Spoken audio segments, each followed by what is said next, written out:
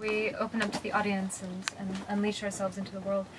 What really strikes me about this collection, the Best of Young Brazilian Novelists, but also one that we did 2 years ago called the Best of Young Spanish Language Novelists, is that everybody seems to work in such an interdisciplinary way. You write and direct films as well, and have gone to film school, and you're working, you know, with essays and translating and in academia, and I kind of wonder, is this a Latin American thing? Like, does life in Latin America allow one as a writer to work in a much more interdisciplinary fashion, or is it just, I don't know, or is it that one's creative output doesn't really fit into just the novel or just film? So, this one is yours. I think that we live in a culture that really repels the desire of writing, live as a writer. So, as a writer, you have a struggle of finding your voice, and when you find your voice, you have to publish. And we really live in a culture that does not give writing career its importance. So you're expelled from writing, and when you feel this force moving you to other direction, what you have to do is choose something that has also creative input. So I choose film because film is about storytelling too, and I choose literary criticism because it's something that put me near books.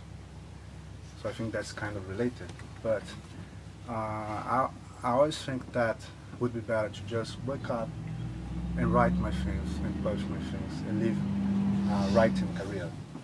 So naturally we have to go after other things because we really live in a culture that does not give writers their space, their due, and create situations where they can really excel through writing fiction. Yeah. My is the same with him.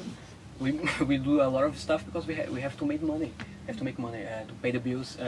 Okay, it's not about money, of course, but for example, you pointed out about that first literary magazine, the poetry magazine. I created with some. I was much more younger, and I created that magazine with some friends of mine who lived in Recife, in the northeast of Brazil, and we created that magazine to have some space to publish our essays or to publish our poetry. In the case of the second one was a job. To teach literature is another kind of job. Well, I think that you made a lot of criticism because you need to pay your bills. Also, but right, yeah. You write because you have an imagination that makes hard to you be quiet. Of course, you yeah. have full of energy. And it's really hard to put all this energy just into writing. Yeah. Because writing is something that, you know, it's like you were telling a story about your father that he told, oh, that's what you do. Yeah, yeah. That's what you do. So writing Yeah. really don't have validation. So Yeah. I remember that when I told my mother, Mother, I want to be a writer. I want to write fiction. She told, oh my God. Yeah, but you really have to. But it's a job. It's a job. You know, he told me something like this. But you have to write for children, because we have writers in Brazil that they really live. When you write for children, they can live with royalties of writing. Yeah. We have some. For example, there is this Nobel Prize for literary children fiction. That's the. I don't know how Cristhiano Yeah. Anderson. And Ana Maria Machado won Yeah, it, we have right? just Yeah. 4 writers Four that writers. won it. So Won it, yeah. they were the only country that has 4 writers Yeah, we that have won the Nobel a strong Prize. young for. adult literature in Brazil. Yeah, It's amazing. Yeah, It sells very well to schools and Yeah. so they can live. And my mother told me, but you have to write for children because that's the only way you're going to eat writing. And but I have to put our creative energy in things, and I think that film and journalists are really creative inputs for. Yeah, and in my case, I think I have only 3 or 4 questions that I want to use my language to deal with. Sometimes I make these questions through my fiction work. Sometimes I think about these questions through essays. I really don't see a lot of difference in my case. maybe, for example, in my novel that I'm writing this year, I think that there's some kind of blurred between the frontiers of fiction and essays. Well,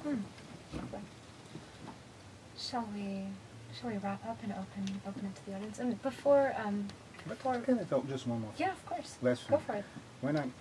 When I read the first time, I got the whole issue, and I started reading. And I went to read his short story. I thought two things. I thought, this guy is as crazy as me. And second, this guy is a reader. This guy reads. He's really a reader. And one of the things that I was thinking about was where he's getting these things. And there's a passage that I thought, this is Clarice Lispector. And there were another passage that I thought, this is Osman Lins. And when I met him, the first thing I started talking, I started wondering. And I threw some writers, and I threw Osman Lins, and I said, oh, he's kind of shiny. So I thought, this guy's a reader. It was the beginning of our love. Yeah. And I thought, this guy is really crazy. Has a lot of full stops here, but he's kind of wacko too.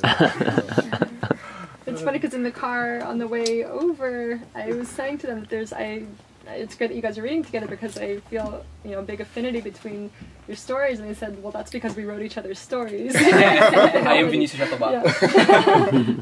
Yeah. There's this one of our writers from the Best of Young Spanish. I think it was Andres Neumann and Andres Barba together have this idea that one can have an idea that's born inside someone else. So I have an idea, but it's born inside you. And they have they had this experience with like a novel that one had written, but the other had come up with the title. But they only discovered it after the novel was published or something. Anyway, perhaps literary matchmaking, that's what we do in Granta. So let's wrap up the evening, and with a huge thank you to Green Apple Books and the Center for the Art of Translation and the Two Lines, and of course to our wonderful authors. If you are interested in hearing more about Granta, I can take your email address and put you on our monthly newsletter if you like, and if you have subscription questions, I can get you a good discount. Otherwise, please buy your books at the bookshop, because they've been so generous to us, and it's my first time here. I've just been organizing these things from afar, so it's really a joy to be able to be here with you guys and to be at Green Apple. And thank you so much for coming. Thank you. And let us know if and opening up to questions, if you have any burning questions for our best young Brazilian authors and translator.